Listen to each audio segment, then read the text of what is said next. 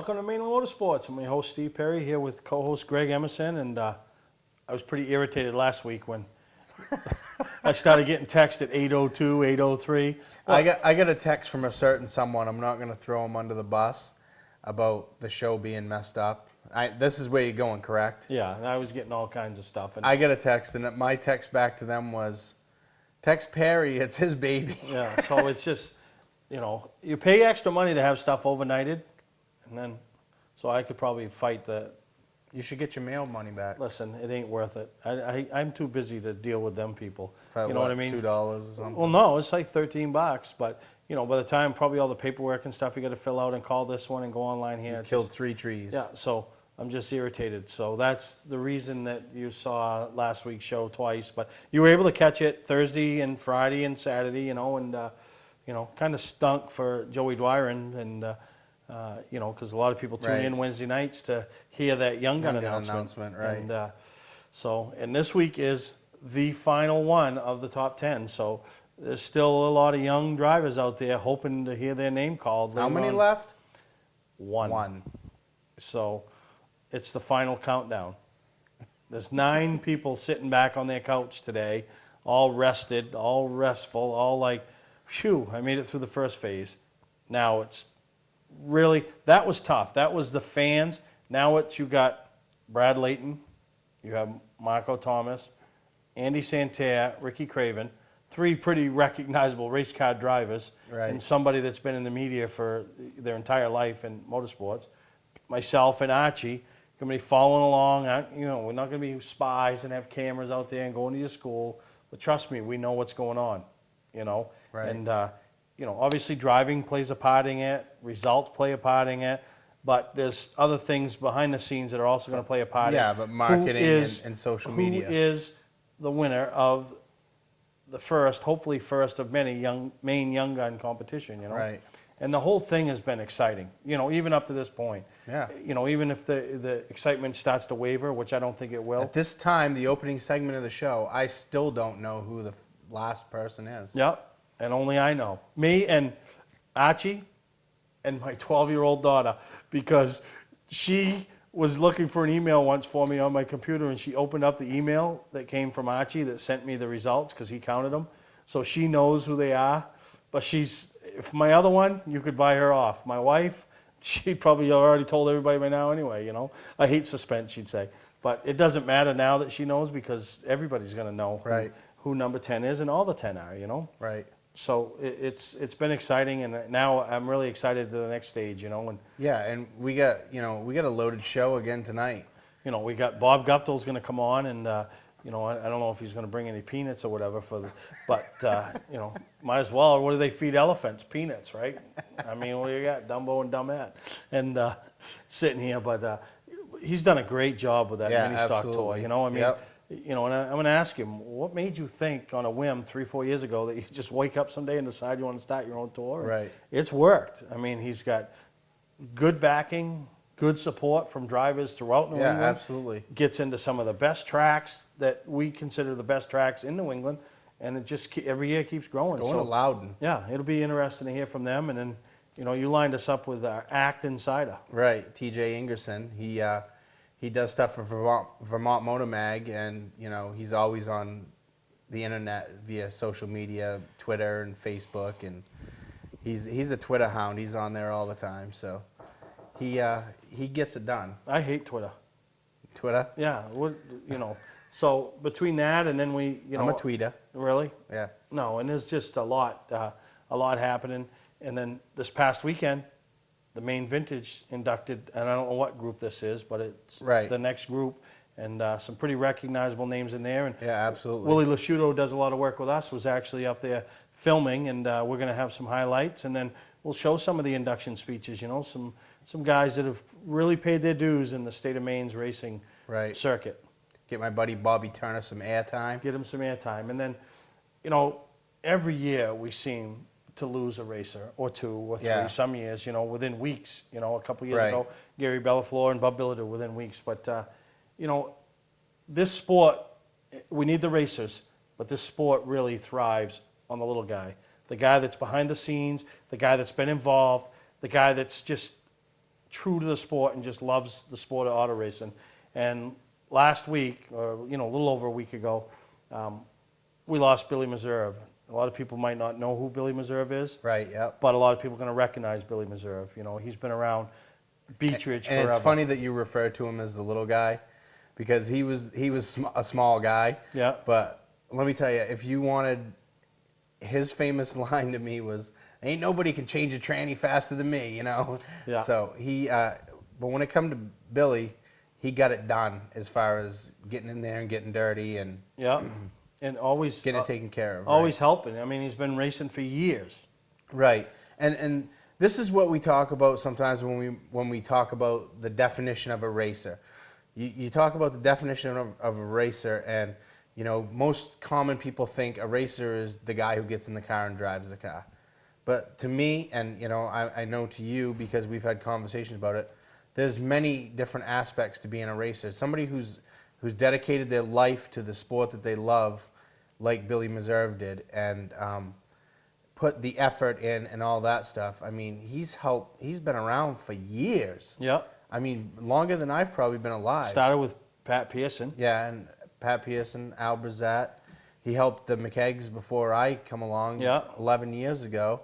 And he's most recently been with Mike Landry through, his, I think it was 2007, he won the Sports Series Championship at Beechridge. And, And how ironic, he started his racing career off with Pat Pearson. Right. Ended his racing career off working with Pat's son, Tony. Right. Side by side with Yeah. Mike. And I'll tell you, Mike and Zoe really took care of Billy. Yeah. You know what I mean? Yeah, and they he's, made him feel like he was, I know he used to go around and tell everybody he was owner and this and that. But you know what? They never worried about that. They never corrected the Right, situation yep. because they knew if the training needed to be changed or whatever, they could count on Billy. So, from all of us at Mainely Motorsports, our Right. thoughts and prayers are out to Billy and his family and all his friends, because it's going to, for me, I met Billy when I was 5, 6 years old.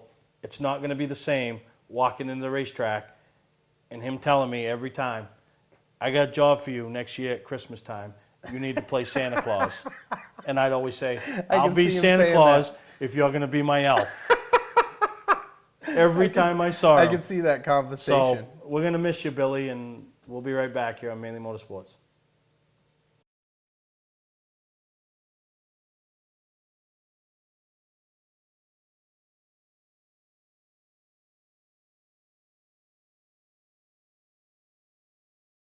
Today's vehicles are equipped with complex safety features such as anti-lock brakes, seatbelt restraints, and airbag systems, even collision avoidance systems. Not available in all models. Hi, I'm Sean Moody from Moody's Collision Centers. We don't wish bad luck on anyone, but even with today's technology, we need to keep our eyes on the road and our hands on the wheel. Moody's Collision Centers, now with 6 convenient locations. Mainly Motorsports, brought to you by Award Champs, rewarding your champions, the official supplier of Mainly Motorsports. LKQ Core, any part, any repair, anywhere. Located on Route 202 in Gorham. Welcome back to Mainly Motorsports. I'd like to welcome Bob Guptil, President, CEO, organizer, race director, and everything else you do with the Northeast Mini Stock Tour. Yeah, we call it founder, promoter, everything that needs to be done. Crazy. So. Now, we had you on a couple years ago. You actually co-hosted with me, did a good job, and things keep growing and growing and growing with this tour. And I got thinking on my way in today, this is what, the 4th year coming up? Yeah, 4 seasons starting up. What would make you, 4 years ago, sitting somewhere, home with the parents or wife, girlfriend, whoever, decide and think that something like this would work, that you'd go out and start a mini stock tour and it would work? Well, the funny thing about it is, I really had to start something involved racing without cars because my dad sold the garage. So I had looked around and I'd raced at Beechridge with the 4-cylinder nationals that Gary Sagar put on. I had raced there the 2 years they had it prior. And everybody outside the pit area, everyone talks outside the pit area before the races start. And they said, we like traveling around, we like racing different tracks, we love coming here, we love going to our home track, we love going everywhere we've been with race cars. And so I kind of went home that night after I wrecked the car and said, well, why don't I try to start something? We can take mini stocks. That's what my passion's always been, mini stocks, all I've ever raced, you know. Why don't we take mini stocks and travel with them and go somewhere? And I called some people and I made some rules and I made up some T-shirts and I took them to Oktoberfest down to Lee and we handed out T-shirts and I came to the Northeast Motorsports Expo with a car and a banner and didn't have a date on a schedule, but we were going to make it work. So. And you've done. I mean, from year one to now, the growth has been tremendous. And, you know, talk about that, you know, and it hasn't been baby steps. I mean, you've taken some big steps. Yeah, you know, we have made big steps. We started, you know, our first race had 16 cars at it. That's a good car count for these days, you know, and 14 started. Out of that first race, I was going back and looking at it this morning, we had 5 future winners in that race and 2 champions. You know, that was June 6th of 2009 was that first event at Canaan Fair Speedway, 4.5 hours from here. So it was a long haul for a lot of these teams to go to. We've had 24 races since then. 25th race is going to be New Hampshire Motor Speedway on the road course even, in Loudon, New Hampshire, coming right up. Yeah, that's huge. I mean, to get into Loudon, I mean, ACT's there, Nelcar's there, you're there. You know, when we announced the Loudon date, our website hits went up 400% that day. The registration started coming in. The phone rang off the hook. The Facebook page skyrocketed. You know, it tells you how many people are talking about the Northeast Mini Stock Tour, and I pray for a good day where we got more than 10. You know, and that day I went to 55 or 60, and just the amount of shares and everybody that's planning on racing and coming, and you know, we made the field bigger for the road course just because it's such a unique event. We're going to start 43 cars on the road course at Loudon. Now, you used to have a car, and you're not my size. You're a big boy, but is there any cars out there like a guy like me who might be able to buy a ride and, you know, say I've raced at Loudon? Well, we've got a lot of guys looking to buy a ride. But yeah, I bet we can find you one, Steve. Jeez, that'd be neat. Me and Greg in a 2-seater, but no, that is just a huge deal. And one of the things I've always been impressed with you is your ability to go out, search out these tracks, and race at some of the best venues throughout New England. I mean, that's a struggle. Tours struggle trying to get into different facilities, and you've raced at it just about every track in the New England area, Thompson included. Yeah, I was counting on one hand all the tracks in New England we haven't been to, and it's Spud Speedway, Stafford Motor Speedway, Riverside, and Thunder Road. The only 4 tracks we've been to in all of New England. Half of our events last year had drivers from 6 different New England states in it. All 6 New England states were represented in half of our features last year. Yeah, and everybody, including Mainely Motorsports, race cars, tracks, tours, everybody is searching out that sponsorship. Sponsorship is such a huge thing to make it all work. And you were able to land Texas Roadhouse a couple of years ago, and the relationship works. They seem very pleased. And the thing I like about it is whenever you see the Mini Stock Tour, you always see Texas Roadhouse. You're incorporating the sponsor, incorporating the Peanut Girls, and incorporating everybody. And it's a relationship that seems to be working. Yeah, Texas Roadhouse was a big step for us. We came on board. We had a good connection to get in with them, but you know, it don't matter how good your connection is. If you have nothing to offer, you're not going to get anything out of them. We have something pretty valuable to offer, sponsorship, and many sponsors we're still signed on now. We signed on 6 or 7 contingency sponsors just this year. Texas Roadhouse was big. They bring the waitresses to every event, and they're out there handing out peanuts, and they're giving away gift baskets. I mean, the gift baskets are this big, you know. They're worth $100. They got food in them. They got peanuts. They got glasses. They got kids prizes. They got kids tokens. They got appetizer cards. They got everything you can imagine. We have all the apparel done up. We got the hats, the T-shirts. You're doing more than just taking their money. Right, we are, you know, and the ultimate thing for any racer out there, a track, a driver, a fan, anything, you got to have the return on investment. And if you can prove to these sponsors that you're bringing money back in their door, they'll stick with you, you know, and that's what we've done. We've proved that our racers, our homegrown people, which, I mean, Texas Roadhouse is a steakhouse, you know, beer and peanuts, that's what we like, you know, and we ain't little guys, so good steak and peanuts and, you know, a pretty girl giving us the food, that's all. Now, isn't this an event? Where's the girls? Where's the peanuts? They didn't come. And there's one not too far from here, right down in South Portland, you know, or Scarborough. I don't know if that's South Portland, Scarborough. They call it Scarborough. But it's Scarborough, so, I mean, and they've been a big supporter of Donnie Culprit. you know, for the last 2 or 3 years that he's raced, you know, and then the one in, there's one in Augusta, and then I actually, the weekend that I was up to Bangor for the Speedway 95 Mall Show, I actually went to the Texas Roadhouse in Bangor, you know, and it's good food, you know, and they're busy. Yeah, all these locations all over New England, you know, there's 19 locations in New England, and in more than 12 or 13 right now are back in the tour. So you know, you get all these passes wherever you go. I don't care if you go to Bangor and get an appetizer card that says Northeast Mini Stock Tour on it, and you live in Connecticut. You can use that pass down there. You can use it wherever you want to go, and we love giving away the food. It's good food. You'll come back and eat it again. Oh yeah. Now you touched on a little bit of the Loudon deal, but you mentioned the social media and all the stuff that took off the day it was announced. But from a personal standpoint, how big of a deal is it for you? Is that like the sigh of relief, like we've made it? Now we're, you know, now people are going to take notice. So. You know, it feels good. You know, just this past week, I put the schedule on the back of our trailer for 2012, and just applying those New Hampshire Motor Speedway decals, it makes you feel good. You know, it makes you feel real good that you've accomplished something big, and yeah, New Hampshire Motor Speedway is huge. Getting in there twice is even bigger. Getting in there on the road course, I mean, that's something unprecedented for stock car series, especially mini stocks in New England. But we go to many other tracks. I mean, we go to Waterford and Thompson. We hit all these, you know, high class, you know, top of the line places that people just desire to run at. And with New Hampshire, I mean, New Hampshire's the biggest sports area in New England, you know, by far. And talking to those guys, and you know, all the guys down in New Hampshire are real excited to see it come, and they want to see these cars go on the track. And we're going to hit some fast speeds there, you know. By the time you come out of the last corner on the road course, you shoot straight out on the front stretch. We run the whole front straightaway. They're estimating us to be at 130, 135 miles an hour at the end of that straightaway in a mini stock. That's moving. That's fast. You know, so that's got to be huge. And just, you know, I'm sure you that day, you're going to be like a expecting parent, you know. You want everything to go right, and that's a big deal. And I know a lot of the competitors, you know, past champions. I mean, Emerson, he's been with you since the beginning.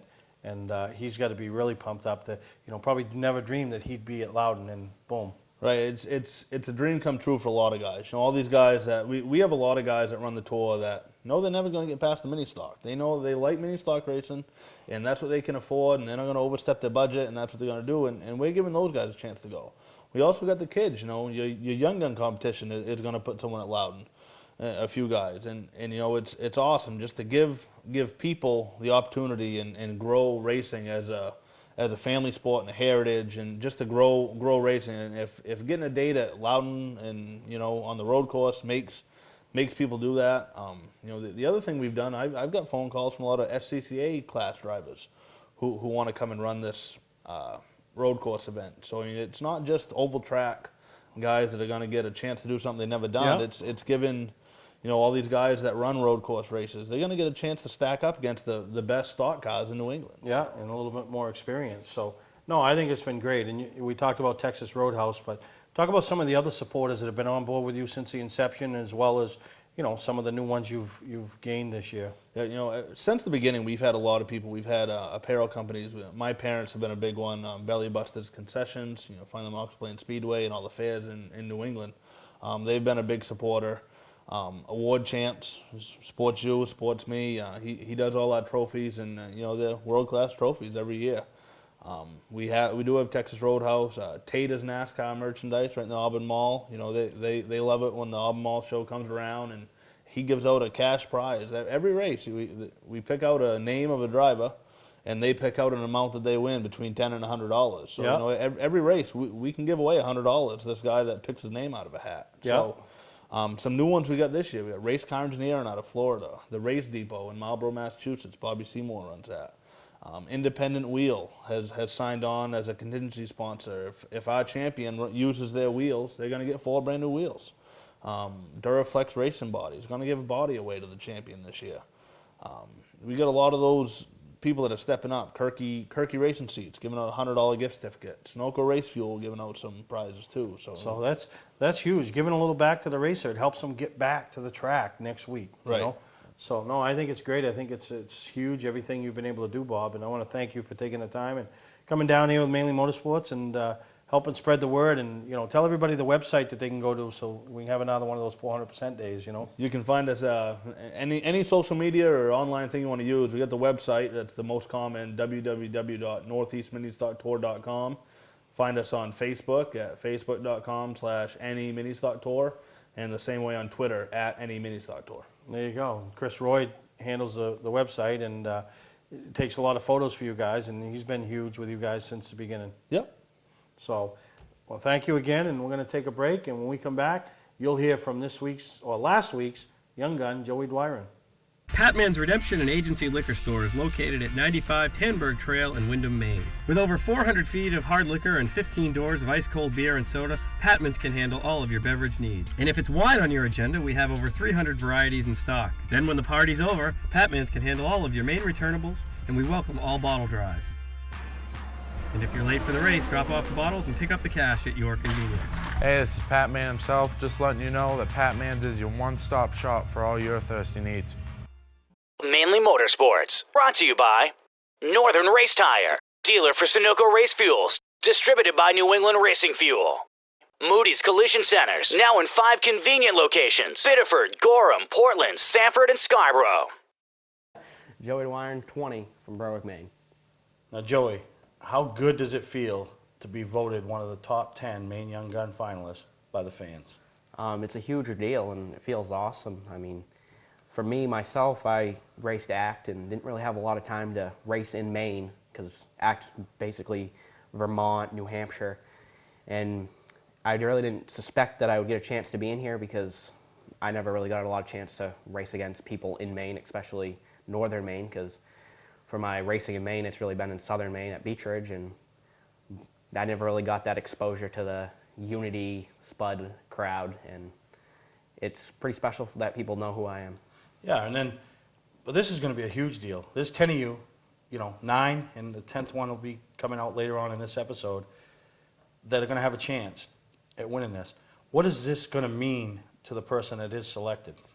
It's a huge opportunity for whoever is the winner of this. I mean, all of us race right now for fun, and maybe a couple of us are trying to make a career out of this. And for myself, if I can continue to do what I'm doing right now, it'd be a huge for my whole life. But to have that opportunity to maybe get a K&N ride or something else down the road, that's what we all dreamed of as little kids when we were playing Matchbox cars. Yeah, and to showcase your talents in front of the Cup owners, nationwide owners, and a lot of them own truck teams as well.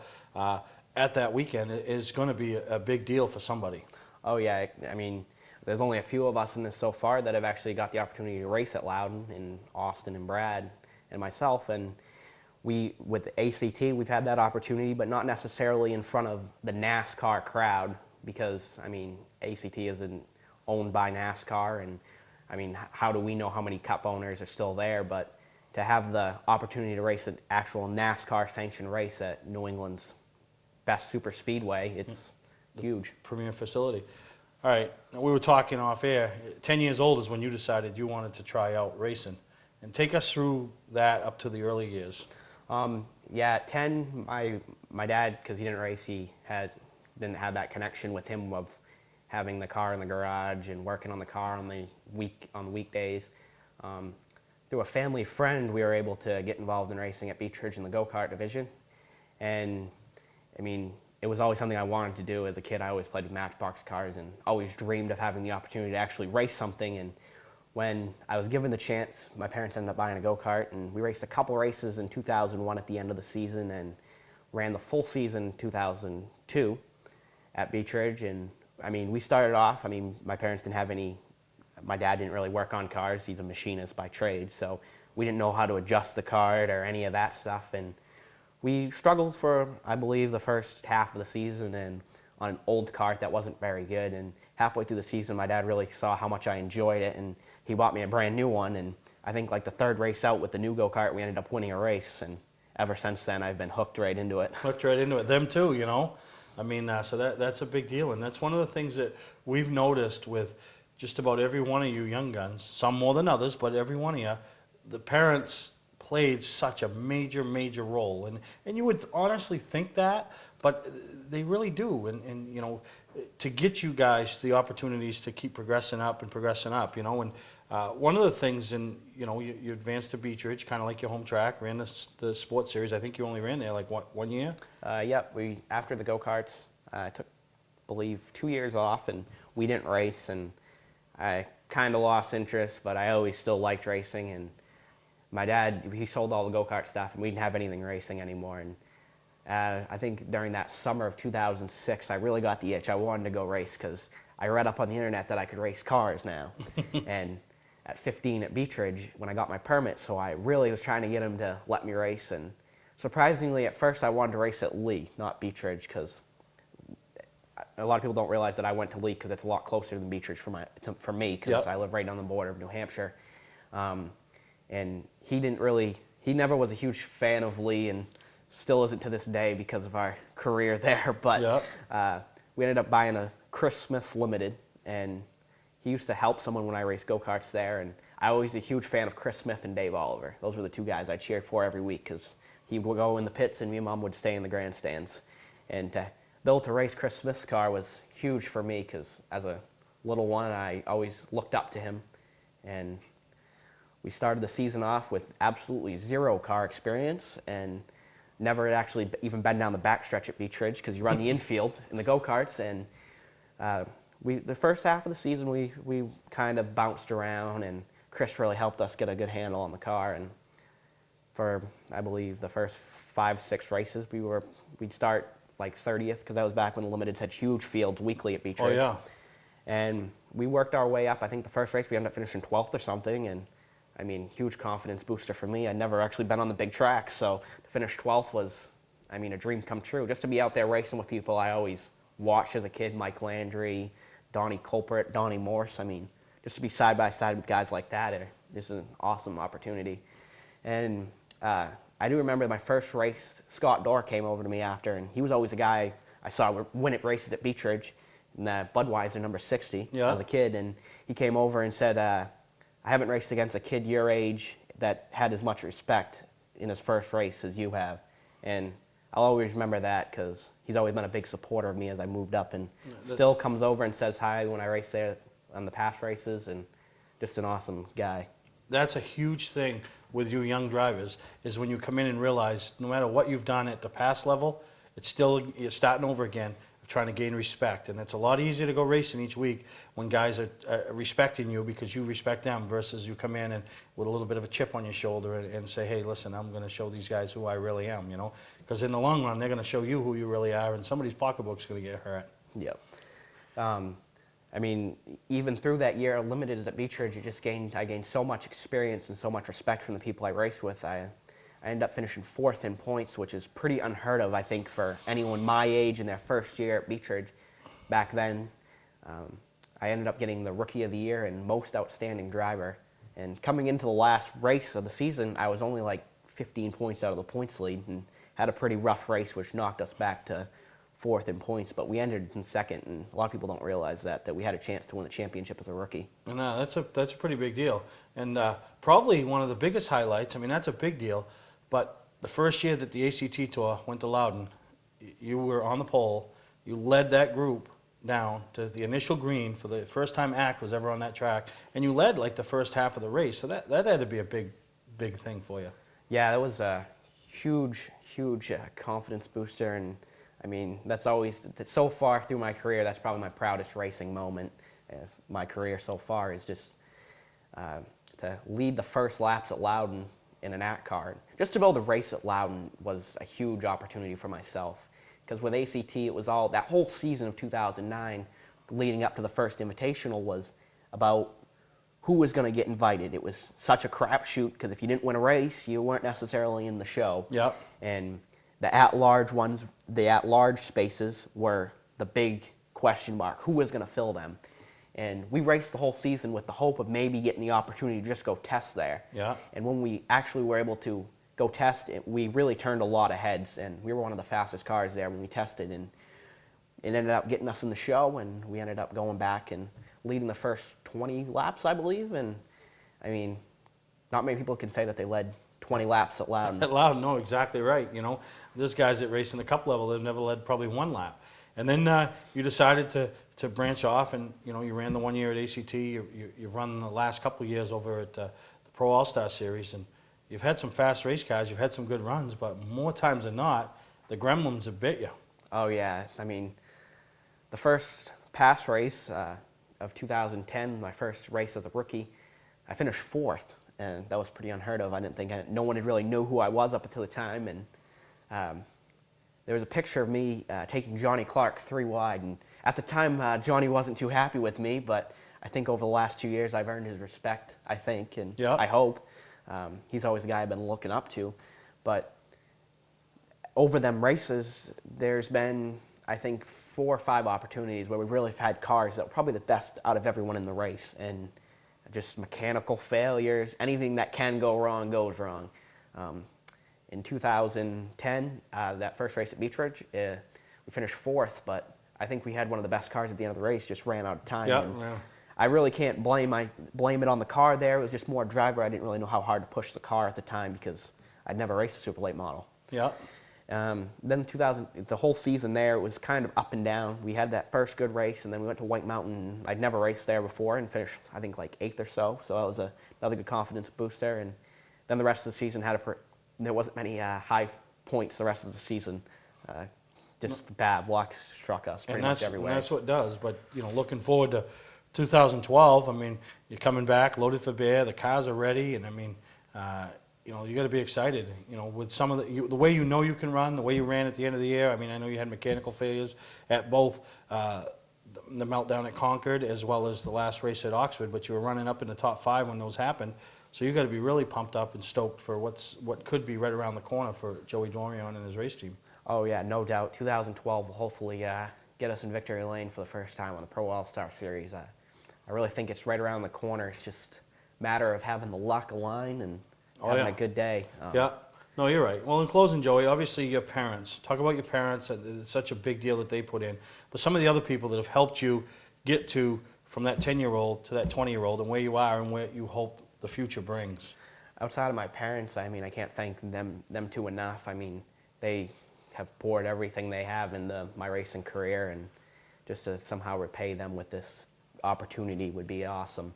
But outside of them, Donnie and Charlene Myers and Dalton, they have, the last 2 years on pass, they haven't missed a race yet. And sadly, they're going to miss one this year because of Dalton's graduation, but that's all right. But I'm sure even with that going on, there'll be some texting going back and forth, right? Oh, no doubt. Charlene will make sure she knows what's going on. Yeah, and I want you to win a race this year, but I hope it's not that night. I really do, because you know what I mean? You want those people that have been so supportive of you to experience that big thrill of that first win, you know? Yeah, no doubt. I mean, if we could just come out in 2012 and win the first race at Beech Ridge, that would be sky high. And I mean, that would really set off a perfect year. But beside them and Dale Shaw and DJ Shaw and Steph, they have always been a huge supporter of my racing. And they're actually the people that got my parents to buy me a late model. So if it wasn't for them, I'd probably still be racing limiteds at Beech Ridge. No, really. And then, you know, obviously, you know, a lot of you guys are in relationships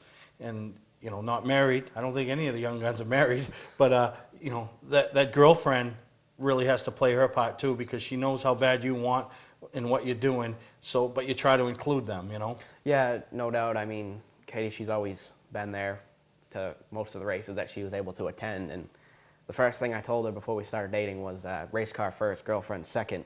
And she wasn't a huge fan of that at first, but she's kind of grown to She's live accepted with it, and eventually that'll turn around. And I'm real curious on the Pro All-Star Series. I want to talk more about it in a few weeks because Johnny Clark's had some big changes in his off season. So we're going to see what happens with his program. But I want to congratulate you on being Young Gun number 9, and good luck in the competition, and good luck in 2012. Thank you. I just can't thank all the fans enough that voted me in here, and hopefully I don't disappoint you people that voted for me. All right, and that's Young Gun number 9, Joey Doiron. Mainely Motorsports, brought to you by Clark's Car Crushing, located in Hollowell, providing guaranteed honest weights with top dollar being paid. Gary Hotels, located in Brunswick, Freeport, Waterville, and Augusta, the official hotel of Mainely Motorsports. Hey, I'm Kyle Busch, and when I'm in Maine, I watch Mainly Motorsports.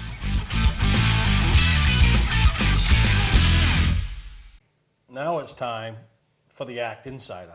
The Act Insider, that's what we're calling him? Yeah, the Act Insider. But want to welcome T J Ingerson to Mainly Motorsports and give TJ the chance to talk a little bit about himself and what he does and why we consider him the Act Insider. So welcome to Mainly Motorsports, TJ.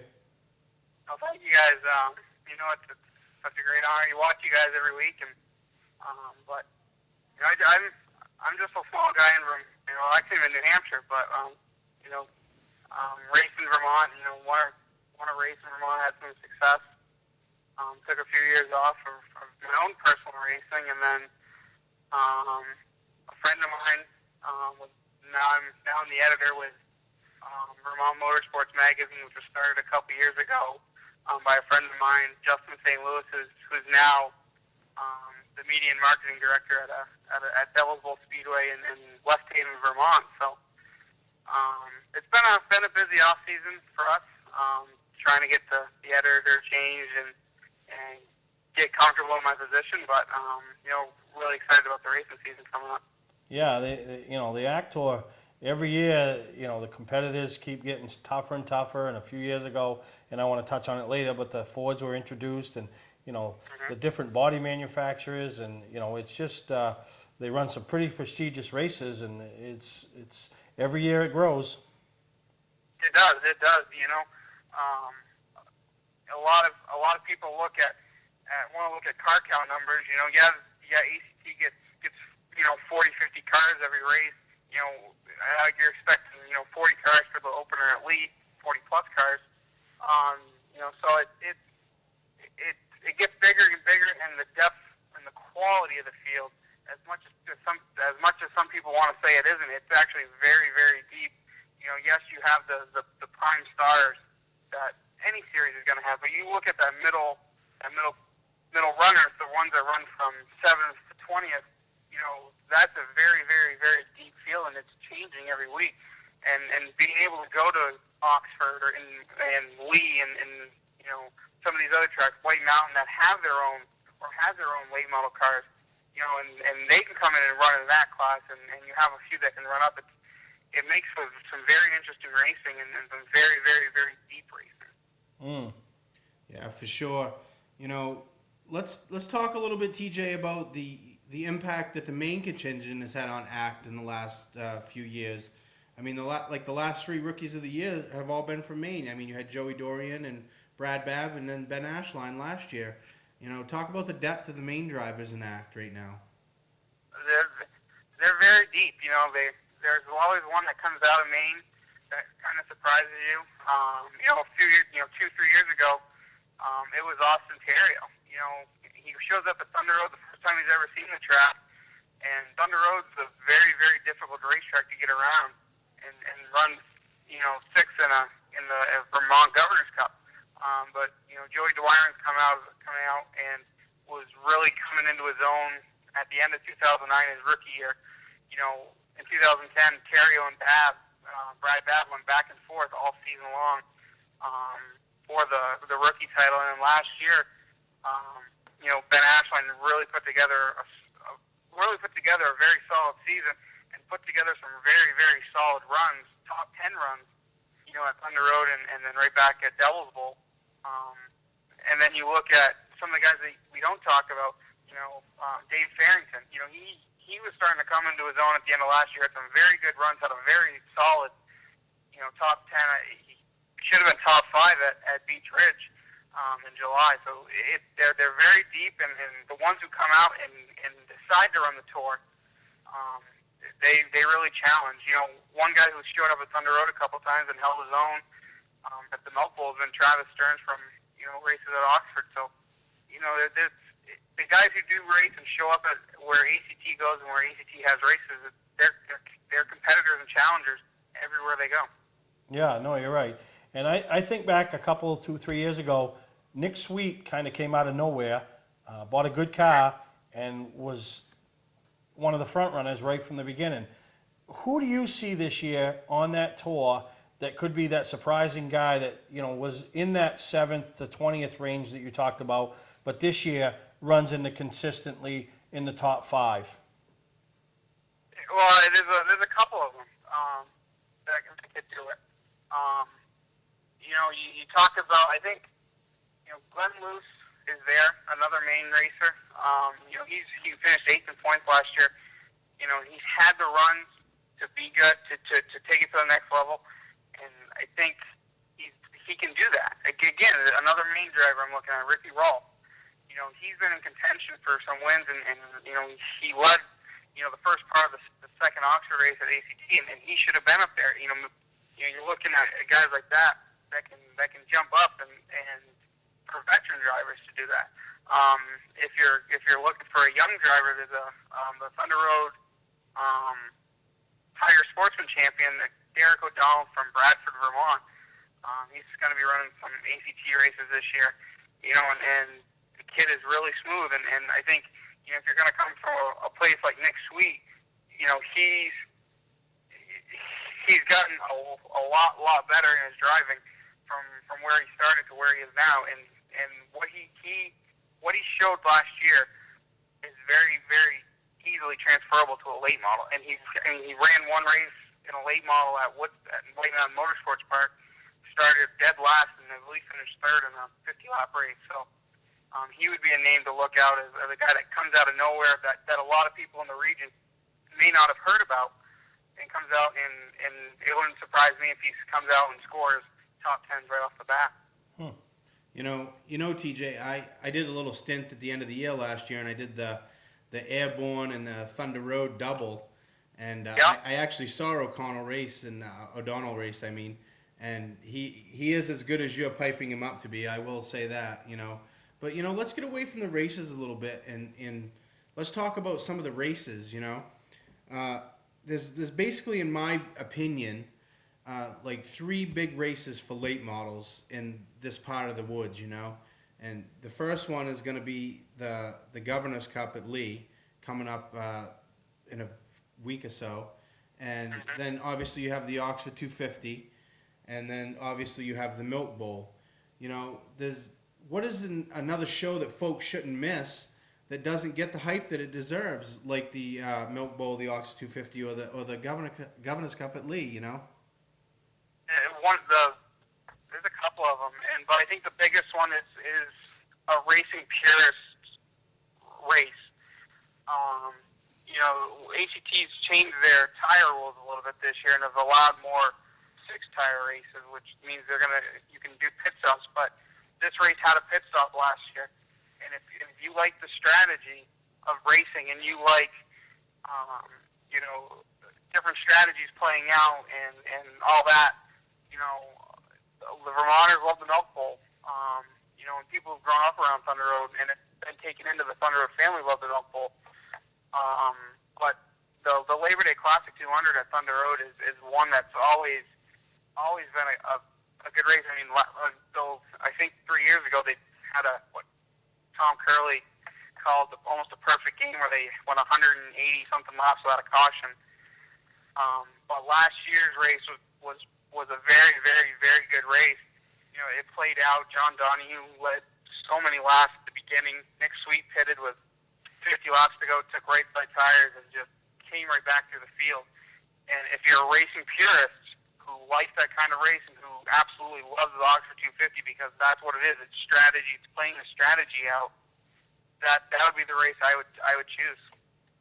Yeah, no, you can't go wrong going to a race at Thunder Road, but need you to hang on the line real quick, TJ. We got to take a commercial break, and we got a few more questions. We want to hear your intake and inside scoop on. So just hang right on. We're going to take a break, and we'll be right back on Mainly Motorsports.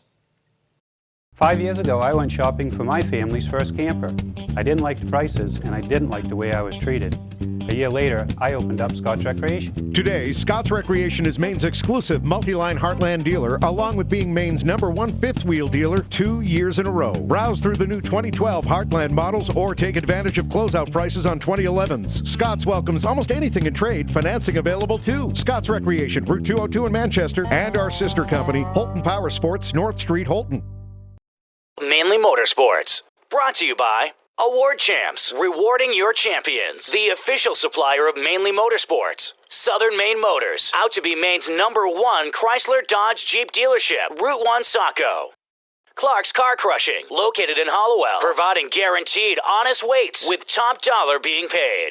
Geary Hotels, located in Brunswick, Freeport, Waterville, and Augusta, the official hotel of Mainely Motorsports. We're back with our Act Insider, T J Ingerson, and that's pretty neat. We're going to Act Insider, we're going to call it, from parts unknown. But, right, wasn't there a wrestler named that? But the next question I got for you, TJ, is kind of interesting. Is Act prides itself on parity, the rules package, how nobody is at an advantage over the next competitor. But with that being said, why do you feel that Brian Hoare and RPM Motorsports are so dominant? They're the best team in ACT right now. They're a very well-oiled machine, and if you look back to the Labor Day Classic last year, they were in a wreck early in the race, and I believe they were about 28th position. And a lot of teams may have thrown the towel there, especially with the points lead Brian had. They fought and they fought and they fought, and they ended up with a 16th place finish, where some of the same guys that are in that wreck finished, 25th, 26th. Again, they're so well prepared. They're by far the most prepared team on the tour. They work hard in the shop, and I'm not saying other teams don't, but when they show up at a racetrack, their car's ready to go on the racetrack. And their crew guys all mesh very well. They all know their roles. They all have specific roles that they do. So everyone knows what everyone else is doing. There's none of this confusion. Everyone stays calm with them, and that makes an entirely big difference. Especially on a tour that has very much parity. So they are by far the best team on any given weekend, and it shows on the racetrack. Yeah, being prepared is one of the key factors that a lot of people don't realize how much shop time plays into it and stuff like that. But let's get talking about the Governor's Cup a little bit. That's coming up in a week and a half or so down at Lee Speedway in New Hampshire, and this is going to be the first time that the ACT and PASS run on the same day at the same venue. Now, granted, it's not the super late models; it's the PASS Sportsman. But what is your opinion? What do you think of that happening? As a standpoint for the racers and the race fans. I think if you can get a combo show between both of them, it's a step in the right direction. You're getting them to work together, the two series to be able to correlate with each other and be able to be at the same venue. It's not the super late models, but it is a step in the right direction. How great was it last year at the Oxford 250 that you had the super late models on Saturday night and then the late models on Sunday? I know some fans want to see that the other way around, but it gives something that every fan can enjoy if you like late model stock car racing. And if they can continue to work together and can build a relationship, that only benefits the fans. And I think, especially in today's economy where everyone's fighting for the same dollar, if you can get along and put together two of the top series in New England and bring yourselves together, it only benefits the fans. And if they can do it, and I hope they can, because if they could host some combination events where they support each other, those would be some can't miss race weekends. Yeah, and that would be a marquee event, and it's just a matter of finding the right track that's going to put on good racing for both series. And I think you're right. I think you'll see it down the road. Maybe in 2013, maybe not. But I think you will see it. But one of the things that was that really was a big step on the ACT side of things was the Ford motor coming into the program a couple years back. And I think back into the 80s and 90s, and now they talk about the Ford camp and the Chevy camp. They kind of like, a little bit of rivalry.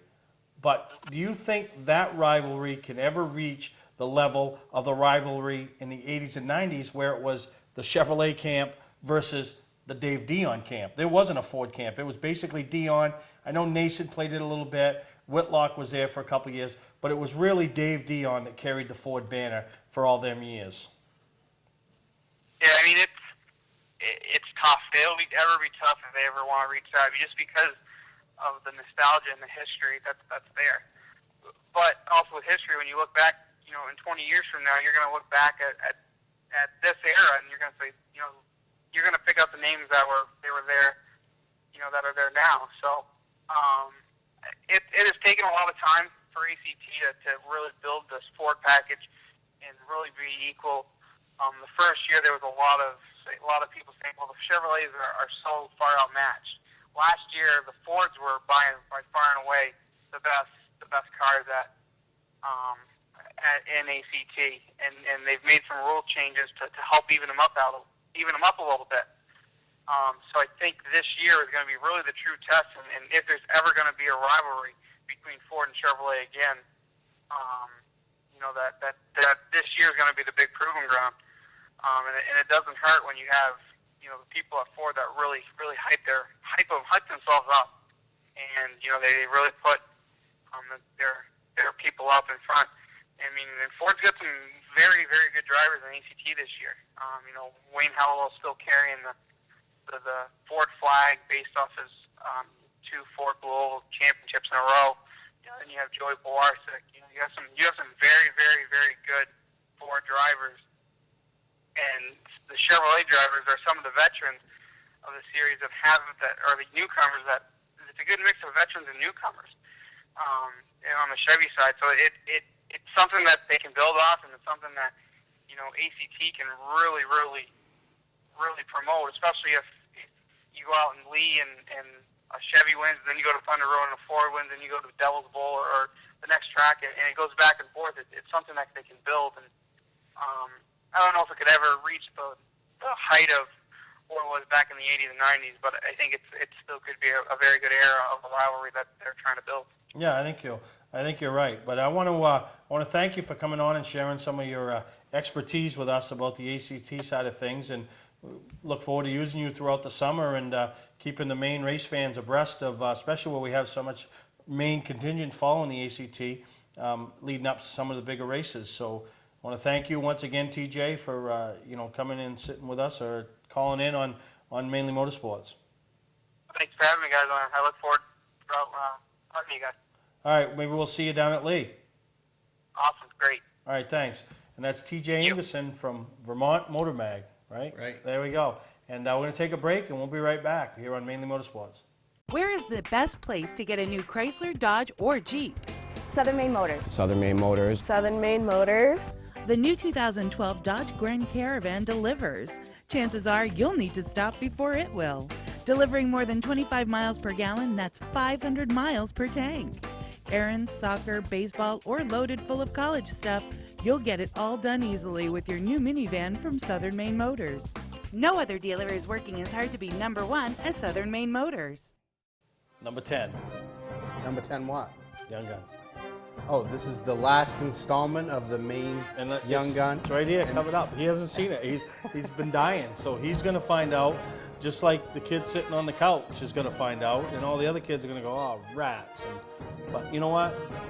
Don't hang your heads, because it was so close. Like I said last week, 9 and 10, or 9 was a tie. Absolutely. 11th was one vote off. There's still some kids that were. And hopefully this can go on down the road.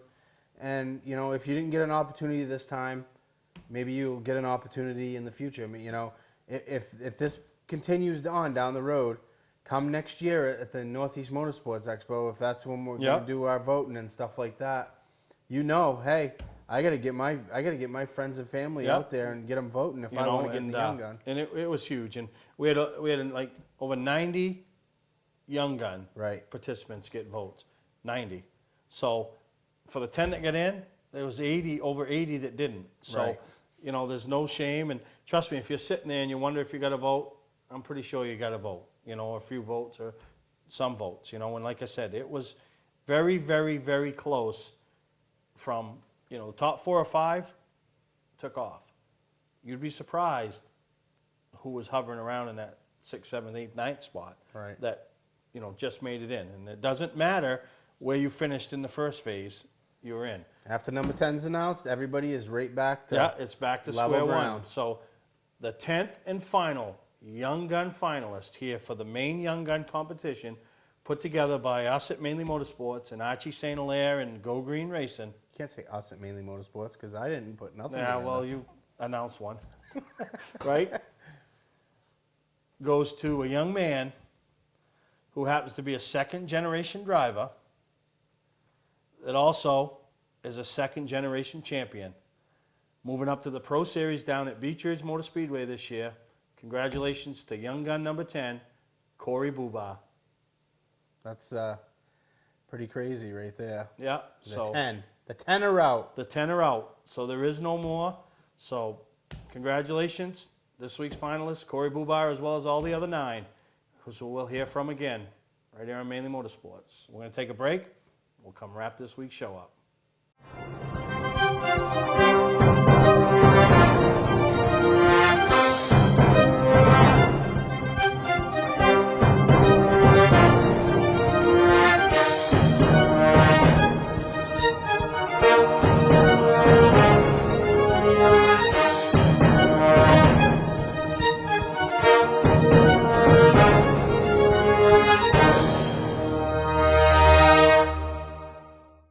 Mainly Motorsports. Brought to you by Gary Hotels. Located in Brunswick, Freeport, Waterville, and Augusta. The official hotel of Mainly Motorsports. Northern Race Tire. Dealer for Sunoco Race Fuels. Distributed by New England Racing Fuel. Well, as we wrap up this week's edition of Mainly Motorsports, you guys all know the top 10 finalists for the Maine Young Gun competition. So when you see these guys out at the racetracks, the tours, anywhere, just congratulate them on the opportunity they've been given, and hopefully the success that they'll all find not only in the competition but in 2012. So congratulations to number 10 tonight, Corey Bubar. We'll hear from him next week, and I hope all you guys enjoyed the way we did it, and I'm really excited now for race season to start for not only these 10 fine young competitors but everybody else. And before race season starts, still looking for something to do. Mark on your calendar, Friday night, April 13th, right up at the Roost, the benefit fundraiser for the Justice for Jeff Foundation, Save Speed for the Track organization fundraiser. What a great time. Andy Austin be spinning the hits. We don't spin the hits no more. That was in the 80s, I guess. But great time. Get in contact with Kendra or anybody else involved with that organization, whether it's through Facebook, the forums, whatever. You can get in touch with them. Go to their website, get your tickets, because they're going fast, and there's only a limited number of tickets available. They can't overfill the place, and it should be a great time. So get out there, show your support for that organization. A lot of these young gun drivers that you heard from over the last 10 weeks are involved in the program and supporting the program. So you see the values that they are already instilling in themselves. So for Steve, Greg, we hope you enjoyed this week's edition of Mainly Motorsports, and we'll see you next time right here on Mainly Motorsports.